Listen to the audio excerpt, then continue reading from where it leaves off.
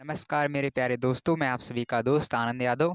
तो आज की हमारी क्लास चलने वाली है, इसमें हम समझेंगे सभी परीक्षाओं में उच्चारण स्थान से हिंदी व्याकरण में 1 नंबर का प्रश्न ज़रूर बनता है।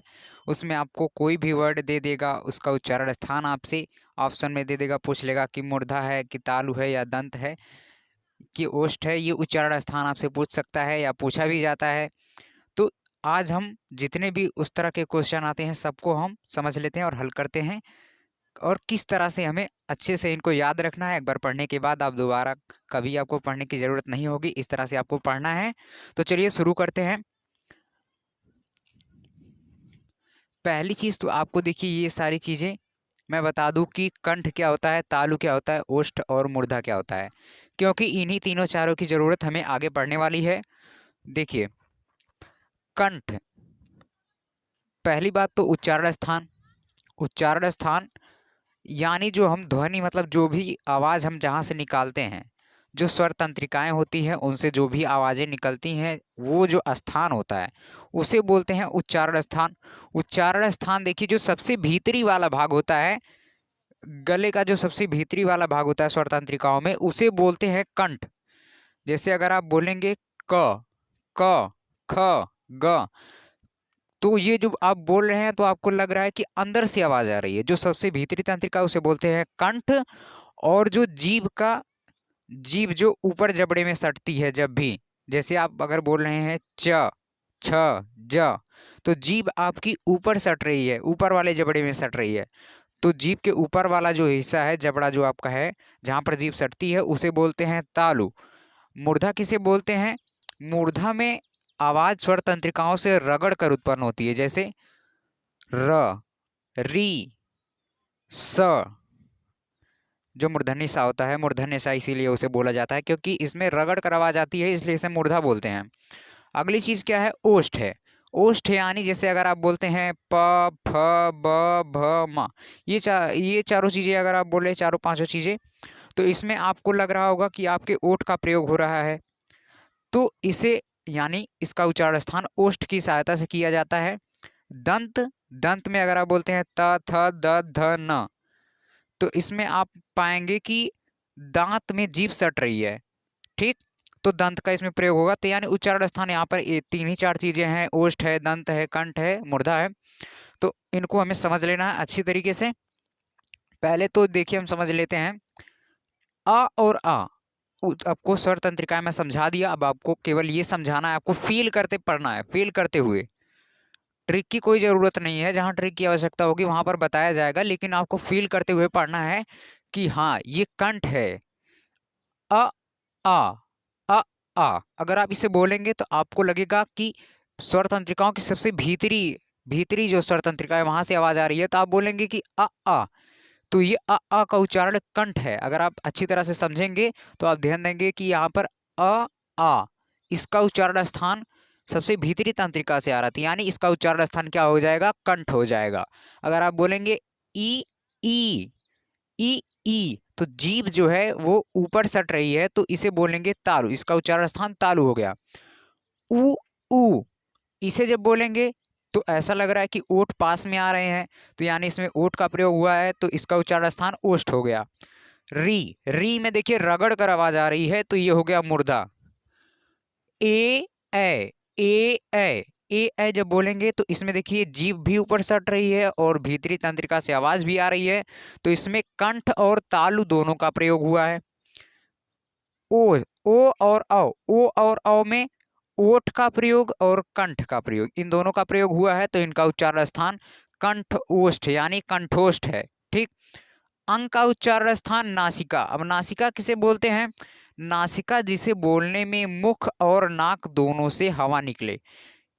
अंग, अंग दोनों की सहायता ली जाए, मुंह और नाक दोनों की सहायता ली जाए, इसे बोलते हैं नासिका। नासिका में और क्या क्या आता है? नासिका यानी जिसमें मुख और नाक दोनों से हवा निकलती है, यानी दोनों का प्रयोग होता है। नासिका में अंग आता है जिसे आप अनुस्वार भी बोलते हैं या अनुनासिक बोलते हैं। ठीक, और नासिका में कौन कौन से वर्ड आते हैं? अंगा, इया, ड़, न, म। ये जो वर्ग के 5वें स्थान के अक्षर होते हैं, इनको नासिका का उच्चारण भी स्थान बोला जाता है अह। जब आप अह बोलेंगे तो जब आप बोलेंगे तो यहाँ पर देखिए हकार से ध्वनि उत्पन्न हो रही है अह, यहाँ पर ह। तो जब बोल रहे हैं तो कंठ कंठ का प्रयोग हो रहा है, यानी सबसे भीतरी तंत्रिका का प्रयोग हो रहा है। तो ये का उच्चारण स्थान कंठ है। और यहाँ पर हा की उच्चारण मतलब हा का भी अगर आप ध्यान देंगे अह, तो यहाँ पर का उच्चारण स्थान कंठ, हा का उच्चारण स्थान कंठ सेम है, ध्यान देने की केवल आवश्यकता है। अब देखिए मेन चीज तो यहाँ पर आती है जो हमेशा पूछी जाती है, का वर्ग चा वर्ग टा वर्ग ता वर्ग पा वर्ग। ये हो गया आ ई उ री ए ओ अंग अह, इतना हो गया। अब इसके बाद का वर्ग चा वर्ग टा वर्ग ता वर्ग पा वर्ग, का वर्ग चा वर्ग टा वर्ग ता वर्ग पा वर्ग, ये सारी चीजें क्या है? का वर्ग का मतलब है का वर्ग के सभी अक्षर। का वर्ग मतलब का ख ग घ अंगा, चा वर्ग चा छा जा झ इया, टा वर्ग टा ठा डा ढ अड़ा, ता वर्ग ता था दा धा ना, पा वर्ग पा फा बा भा मा। अब देखिए कई बार जब लोग कई दिनों तक वर्णमाला नहीं पढ़ते हैं तो यहाँ पर कंफ्यूजन उनको होता है, का खा गा घा अंगा चा छा जा झा इया, टा ठा डा ढा अड़ा नहीं बोलते हैं, ता था दा धा ना उसके बाद टा ठा डा ढा अड़ा बोलते हैं, यानी क्रम भंग हो जाता है इसमें। तो क्रम भंग ना हो उसके लिए यहाँ पर एक ट्रिक है, कचोटता प्यार। कचोटता प्यार आसानी से याद हो जाएगा, कचोटता प्यार। का से का वर्ग, चा से चा वर्ग, टा से टा वर्ग, ता से ता वर्ग, पा से पा वर्ग। इस तरह से आपको क्रम भंग नहीं होगा, आपको ये याद हो जाएगा। अब इसके बाद इसका उच्चारण स्थान क्या होता है इसे भी याद करने की एक ट्रिक है, कंता मुर्दो। कंता मुर्दो, कंता मुर्दो 4-5 बार बोलेंगे तो याद हो जाएगा, कन ता मुर्द ओ। अब एक तरफ कचोटता प्यार, एक तरफ कंता मुर्दो, ये दो ट्रिक आपको याद रखना है तो ये वाला वर्ग का क्रम याद हो जाएगा। और ये उसका उच्चारण स्थान का वर्ग यानी का खा गा गा अंगा का उच्चारण स्थान कन यानी कंठ है। चा वर्ग चा छा जा झा इया तालु है। टा वर्ग में टा ठा डा ढड़ा यानी मूर्धा। ता वर्ग में दंत, पा वर्ग में ओष्ठ। अब आपको फील करते हुए पढ़ना है कि क्या ये ट्रिक सही बता रही है।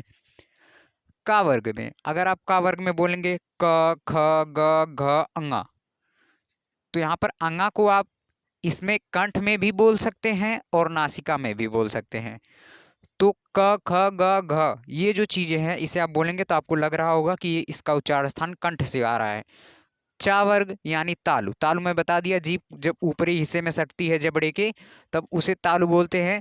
तो च छ ज झ इया, तो इस तरह से ये तालु हो गया। टा वर्ग में मूर्धा में देखिए जीभ झटके से बाहर आती है और रगड़ाहट के साथ, झटके से जीभ बाहर आती है वो भी रगड़ाहट के साथ, तो मूर्धा रहता है ट ठ ड ढ अड़, तो ये हो गया मूर्धा। ता वर्ग यानी ता था दा धाना, इसे बिना मतलब कि जीभ हमेशा दांत में सट जाएगी, ता था दा दाना।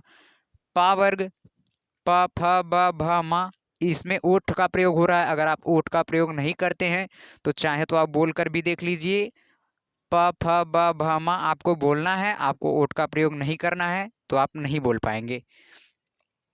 या का उच्चारण स्थान, इतना चीज तो बहुत ज्यादा जरूरी है और इसमें सबसे ज्यादा इंपॉर्टेंट ये है वा वाला। वा का उच्चारण स्थान दांत और ओष्ठ इन दोनों का प्रयोग होता है, इसलिए दंतोष्ठ इसे बोलते हैं, संयुक्त उच्चारण स्थान वाला है।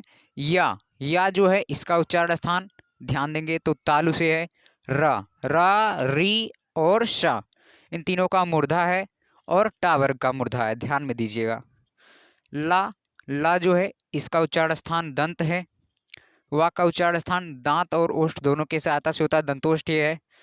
जो ये वाला सा है, सा संयम वाला सा है, इसका उच्चारण स्थान तालु से है, सा इसे जब बोलेंगे तो दांत दांत का जो ऊपर ये जो है सा है, इसमें जीभ जबड़े के ऊपरी हिस्से में हल्का सा टच होती है तो इसका उच्चारण स्थान तालु है। इसका उच्चारण स्थान मूर्धा है क्योंकि इसमें रगड़ाहट की ध्वनि उत्पन्न होती है श, और इसका दंत है। हा में मैं बता दिया अह का और हा का जो है उच्चारण स्थान कंठ होता है और का वर्ग का भी कंठ होता है। अब यहाँ पर आप देखेंगे छा से छतरी जो है ये किन किन वर्णों से मिलकर बना है। छा से छतरी क हलंत और शा से मिलकर बना है। त्रा जो है ता हलंत और रा से मिलकर बना है।